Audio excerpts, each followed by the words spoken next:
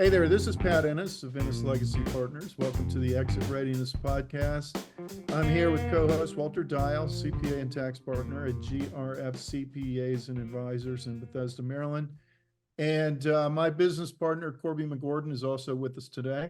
Our mission here on the podcast is to provide you, the business owner, with subject matter expertise on topics pertaining to building sellable or transferable business value, and then for planning for your eventual exit from the business. We want to help you build a business that is transferable and then help you exit successfully and on your own terms and conditions.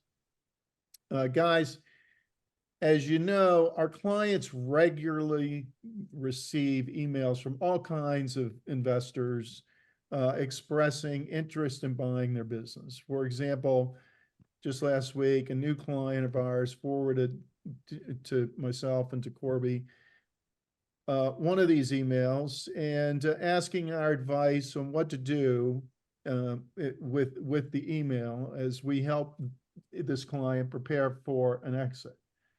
And the subject line of the email read, "Strategic buyer looking for acquisitions." And our client in the email said this to me, or asked this question: "I get these kinds of emails regularly. Heretofore, I've just ignored them. How would you guys suggest they be handled?" And of course, I gave him a response to that. This isn't unusual. It happens a lot. And all of our clients have had the same experience because if they have an attractive business, they're going to be, and oftentimes even if they don't, they get these emails. So that's our topic today because it comes up so often: engaging with investor email inquiries, how to do it, some best practices, just things to think about in responding. And we have with us today to provide some additional insight, Mark Gartner. And Mark, he's managing director of RLH Equity Partners. RLH exclusively invests in high growth B2B professional services firms, and they've been doing that for 40 years. And Mark has over 17 years of experience in private equity, and with a focus primarily on identifying and pursuing new investment opportunities into founder-owned businesses, which is most of the businesses that we end up working with are also founder-owned, founder-led. And as such, Mark, he has a passion for the art and science of building long-term relationships with business owners, which often begins with a single email. So, Mark, welcome to the podcast. We're looking forward to the wisdom and insight you're going to bring to this topic today, my friend. Well, I certainly hope I can live up to those expectations. Very happy to be here. So thank you. Mark, great to see you. Thanks for joining us. And like Pat said, I have a lot of clients also who receive these solicitation emails. I get them myself. So let me ask you a question. When a listener receives an email like that, is there a way to differentiate between an email that might be worth following up on and one that isn't? Yeah, I mean, there's actually quite a few ways to do that. And I'll start with the following tagline. The problem with email is that it's too cheap to send, right? Email is free. So I do not envy the inbox of, frankly, anybody. Everybody's flooded with too many emails, but particularly founders. I mean, think about what a founder has done. A founder has created something of immense value. And think of all the constituents that want access to all or a part of that value. And so it's this steady stream of people seeking their time, attention, and in some cases, business. So to answer your question, how do you knock that email out if it's bad immediately? Well, certainly if they haven't included any customization, it's a really bad sign. If they don't use your first name, if they don't use your business's name, that means they're not even working from an intelligent database of information from which they can incorporate those very foundational elements of a good email. So knock those out right away. If you see an unsubscribe button at the bottom of the email, knock that out right away, because it's a part of some automated email cadence where they're not even, frankly, really expecting much to come back because it's this bulk spray and pray, methodology. And so knock that one out. What you're really looking for is something that looks like human level attention and care has been applied to the email. That means they've done some research on you. They've extracted some unique piece of information, perhaps from your LinkedIn page or your website or your bio. More importantly, they have some sort of name recognition or experience with a company in your space that you also know.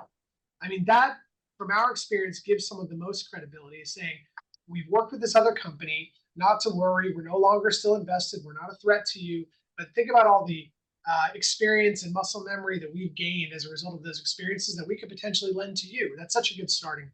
That's really helpful. I hadn't thought of any of those. That's a really simple way to go through it. And that probably gets rid of about 95% of them. Oh, easily. I mean, the spam filters will help you. Spam filters are becoming increasingly intelligent. And so that's a good start. But if it does get through, I mean, you got to look for those things that disqualify it. And I say that as being someone who receives a lot of these inbound emails. There's a lot of folks looking to sell various wares to private equity funds, and you wouldn't believe how bad some of these things are.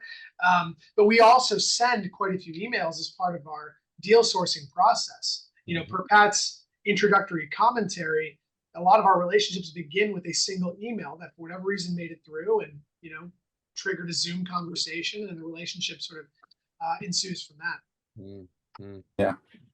Yeah, and Mark, you wrote a blog post on this, and so say that you get that email, then that passes kind of the smell test of it's coming from a credible source, but then there is who is this source, and you refer to generalists and specialists, and is there how should an owner think even about that?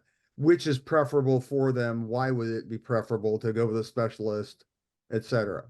Yeah, it's a great question. I would say the language of a generalist is something that can be written basically to any business. There's nothing specific in there to your particular industry. And every industry has, I'll call them terms of art that only insiders use.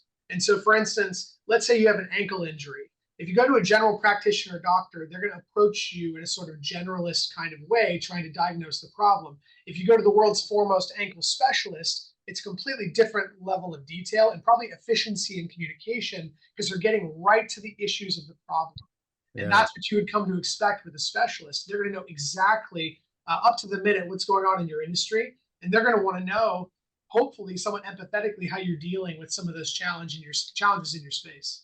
Yeah, that makes sense. And so are you saying then that owners should actually kind of almost have in their mind what kind of doctor they're looking for when it's a good point. And then the question is, well, how do you develop an eye for that? Which is something that you have to develop over time, and we can maybe get into that in a little bit. But I think it is perfectly okay. And if I was in the seat of a founder, I would do this. I would fire back some qualifying questions. And I would ask them, what do you know about my industry? What deals have you done in my space? Give me some names. Demonstrate to me that it's worth my precious time to talk to you, and see what they say. And if you don't like the answers, then just politely say no, thank you. And that's okay. If that's one of the challenges we encounter all the time, is that there's a lot of different private equity firms in the market right now. I mean, I've been in the business, as Pat said, not quite 20 years, but closing in on it. And it's gotten so competitive over time. And that's because of the proliferation of more and more private equity firms. And so the reality is, there is a private equity fund that's perfect for you that's out there, but you got to know the right questions to ask. And so finding that specialist who understands what you're going through, it takes time, but they are out there. And so as a takeaway, that generally a specialist is preferable. I think generally that would be the case. I mean, I always think about it through the lens of what would I do? And if I was a founder, I would want to work with somebody who's got not just one experience in my space, but repeat experiences. Because just the value of that pattern recognition and the network that you build and the awareness of how to maximize value in these companies and the experimentation of what has worked and what hasn't worked, I mean, it's priceless. And I think the other point I was going to make is that it would be very easy to say, well, there's so much capital out there. Capital is a commodity. And you could say that. There is a lot of capital out there. However, the moment you transact with an investor, that's when any notion of commoditization is off the table. Because now you're partnered with that person for 5, 6, 7 years, whatever it ends up taking, to work towards that next exit, presuming that you stay on as a shareholder. And so who you partner with is of immense value. And it's an overly used analogy, but it's like getting married. And so you need to approach that decision with the same level of seriousness. Yeah. Yeah, that makes a lot of sense, because often it seems in the transactional world, even owners can oversimplify what this relationship is actually going to look like. Yeah. Yeah. Hey, and okay, so let's say an owner listening, they're going to start doing what you just told them to do, Mark, and they're going to get rid of 95% of those emails that they get very easily, because you gave them some really good advice there, I think. And then, though, of the 5%, they end up in a first conversation or interaction with you or whoever it was who sent the email that got through, and Yeah. they're going to engage. What can they expect in that first interaction with you, first conversation that they're going to have? What can they expect your goals to be? That's a great question. Well, in terms of the setting, I mean, it's usually a 30 or 45-minute Zoom conversation, nothing more or less than that. It's usually one or two people from our firm, so it's not some huge gang of people. We try to keep that reasonably intimate because we're really trying to build relationships. What we say at the top of those calls is, we just want you to know we're not trying to usher you towards a transaction in this conversation. You're not going to experience a sales pitch, because that's only you can make that decision. In my entire history in private equity, I have never been able to convince a founder to sell their business, ever. That is always a decision that they make. And then when they're ready, we want to be there, and we want to be a known quantity. So we take that off the table. We say, we're literally just hoping to get to know you and try to help you on your journey towards your ultimate transaction. So we try to take that off the top. What are our goals? My goal at the end of the day in those conversations is figuring out, is this the kind of person that we can work with? We really emphasize the human components of our businesses, because, as you said, Pat, previously, we exclusively invest in professional services businesses. So culture is the most important part of every business we invest in. And if you look at our strategy, for the longest time, we were the only ones investing in these businesses, because the traditional private equity playbook does not apply. Look at what private equity funds have a reputation for doing, probably a well-earned reputation: changing out management teams, cutting costs, overly using debt, aggressive M&A strategies. Well, if those things go wrong, what does that do? That really ruins culture. So if you look at our strategy, we are the literal antithesis of that. We look for founder continuity. Founders keep 30 or 40% ownership alongside us. We don't cut costs. In the early years, we invest in the business, and it's often the case that EBITDA goes down. We're very comfortable with that. We use very, very conservative levels of debt, in some cases no debt, to finance our transactions. And we are very cautious about M&A strategies, because if you mash together a bunch of disparate cultures, I mean, you can imagine a million ways that could go wrong. And so we're trying to underwrite, who is this person that we want to be partners with as a starting point. And then all sorts of other questions emerge from that about what they're experiencing in their industry and the scale of their business and the challenges they're facing. And we see where the conversation goes. Got it. So in that first conversation, it's going to be real high level. You're going to describe who you are as a firm. This is what they should expect, not just from, of course, you, but anyone like you who's gotten through to them. And usually, Pat, I'll make the point, it's not under NDA at that point. We're just talking to each other. And so the founders should know, who are listening, you don't have to answer anything you don't want to answer. If they start pressing you for EBITDA or revenue or sensitive employee-related information, just, I prefer not to say that unless we're under NDA. And well, so, frankly, that is what we tell them. When guys like Mark call right away, make sure to let Mark do most of the talking, and don't. Yeah, and that's totally fine. We would prefer it to be the inverse. until there's an NDA in place. Yep, perfectly reasonable. Yeah. Okay, good. Yeah. So, Mark, if an owner is not, they're not there where they say, "Oh, I really want a private equity partner," or "I really want to do a transaction," but a couple of years from now, I might. and they're getting those emails, what should they do with them? Should they consider engaging just so they can get smarter about what the relationship's going to look like? How would you advise? Yeah, I mean, as a general rule, do not wait until you need or want capital to start having those conversations. Hmm. There's too much stress and anxiety surrounding an M&A process. Don't pile on a bunch of faces that you don't know, into that process. So I'll just give you some inside baseball here. Our deal sourcing strategy attempts to identify relevant businesses for our strategy 2 years before they're going to transact. So we want to meet them when they're roughly 15 million of revenue, give or take. The companies we invest in generally are growing at a pretty good organic growth rate. That's something that we look for. And within 2 years, they're going to be ready, if not sooner. I mean, certain businesses we might consider, a little bit smaller depending on, the sector that they're in. But it really is kind of like a mutual interview at that point. They should really understand everything they want to know, and they shouldn't be shy about asking questions that may feel like they're pointed or direct questions. Go ahead and ask them. And seeing how they respond can also be revealing of how, a potential partner in your business may respond when you guys have to deal with, kind of real issues. So it's your way to kind of turn the table around and start interviewing them. Yeah. Yeah. And do you find that owners, when they initially engage you, that they really know what to expect from you? Or is it kind of an aha, I didn't actually know an equity partner did that? I think sometimes people are reluctant to reveal what they don't know about an M&A process, particularly like a first-time founder, because a first-time founder has achieved so much in their life, to get to that scale, but they haven't gone through an M&A process before. So there's a lot of unknown, maybe even fears of the unknown. Who knows? Every now and then you encounter a serial entrepreneur and you can tell they've just seen the movie before, and so they know all the right questions to ask. But a lot of what we do is educate, and that's also one of the intentions of those early calls, in those 24 months leading up, is like, this is what you can expect, and it's like, if you don't believe me, just watch. And you know what, I'll give you some questions to ask.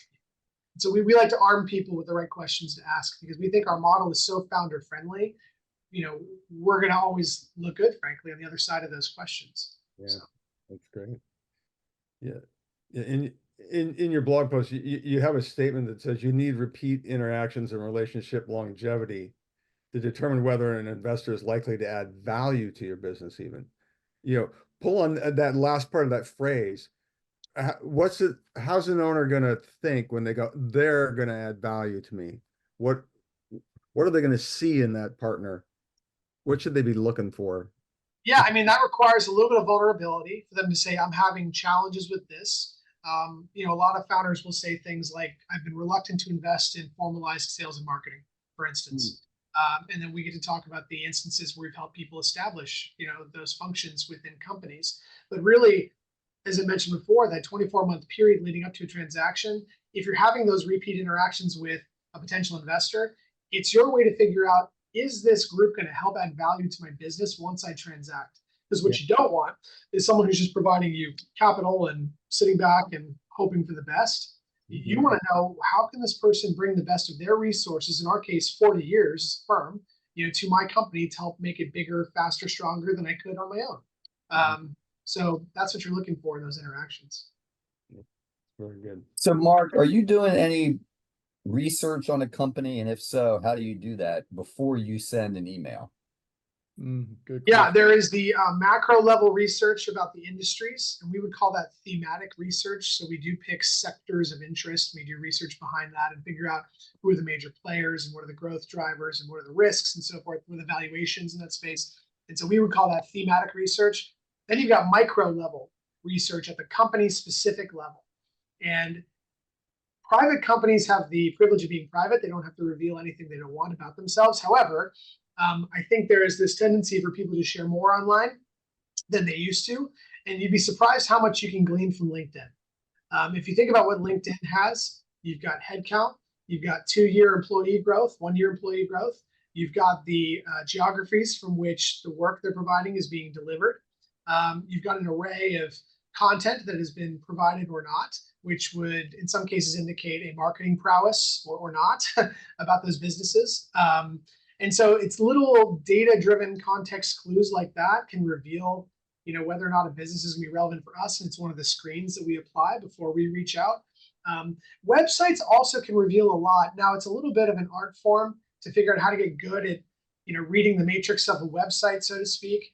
But if you look at the biographies of the people, you look at how they've architected the descriptions of their service offering, have they verticalized? In other words, do they have industry specialties that they've articulated? You get a sense for how do they think about what they do, and how are they articulating that to the market?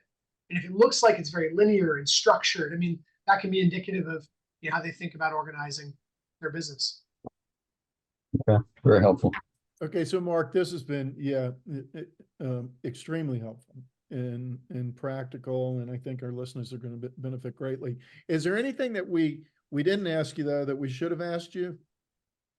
Oh gosh, so many other topics within the realm of investing in businesses that we could pull on here. In regard to this, and yeah, we may have you back in the future to discuss some of these other things, because you're right, the list is endless. Yeah. But in regard to this, anything else in regard to engaging with email inquiries that we didn't ask you about that we should have? It's a good question. I think most founders are sophisticated enough at this point to know the difference between, who's offering me debt, who's offering me equity, who's trying to sell my business via investment banking services. In addition to, we'll say, selective engagement with interested investors, we always recommend that founders engage with investment banks. And what you're looking for with an investment bank, as well as someone who has the industry expertise, is referencing the right transactions. The same filter you're applying to potential investors, it's going to be very similar to investment bankers. And I know there's at times, say, an allergy to paying the fees that an investment banker seeks to generate. But in our experience, an investment banker more than makes up for the fees you pay them in the form of valuation and ensuring certainty of close of a transaction. There's a lot of folks who attempt to DIY, do it yourself, sell side process. We never recommend that. And in 100% of the cases, when we exit a portfolio company, we work with the banker. So this is like, don't listen to what I'm saying, watch what we're doing, kind of thing. Mm-hmm. And we even recommend people into investment banks because it's so helpful in the context of a transaction. We would much rather see someone working with an advisor than trying to engage in one of those direct conversations. It's just much more complicated. Mm-hmm. That's good. That's a good place to end right there. That was excellent. Yeah. Very cool. Mark, thanks again for joining us. This has been great, and we're definitely going to have you back because there's a ton of different directions we could go. So we're definitely going to take advantage of that if you don't mind. Of course. Well, in addition to my blogging for Collective 54, I've written a fair number of blogs over the years. So if you see any topics that you guys like, you can talk about any or all of them, whenever you want. Okay, we appreciate that. So let me ask you two things to wrap up. One, is there anything you would like to promote today? And number two, how can a listener get in contact with you? Well, I can be reached at mark@rlhequity.com. Feel free to send me an email, for the topic of this conversation. That's a great way to get a hold of me. Regarding promoting anything, we always want to be associated with investing the right way. Private equity has such a challenging reputation to overcome. We always want to do it the right way. And so we are laser focused on culture. We are subscribers to the servant leadership mindset. Mm-hmm. We are committed to creating working environments that we ourselves would want to work in and be inspired by. And so that is what we do. Yes, we invest in companies. Yes, there is complexity associated with that process. But at the end of the day, it's really about people. And so we are just really focused on that, and we want to be associated with being the good guys of the private equity business. Excellent. That's encouraging to hear. And can you just, for listeners' benefit, can you say again what specific industries you're most interested in? Yeah, everything is we'll say white collar B2B professional service. Usually there is a technology growth driver or underpinning to the business, meaning we frequently will invest in companies that are implementing technologies like a Salesforce or Microsoft, or perhaps providing management consulting level advisory type work. We are very comfortable with project-based work. It's common for companies to be billing out their time on an hourly basis. And so again, a lot of funds don't like that strategy for various reasons. that's something we've become inextricably linked with. So if it looks like a high-end professional service that's purely B2B, that's a great starting point for RLH. Okay, fantastic. Thank you. And listeners, if you want help in maximizing the value of your business or planning for your eventual exit, you can reach Pat and Corby at 301-859-0860. You can reach me at 301-951-9090. If you've benefited from today's episode, please consider liking and sharing it on social media. As always, thanks for listening. And until next time on the Exit Readiness Podcast, this is Walter Dial and Pat Ennis signing off.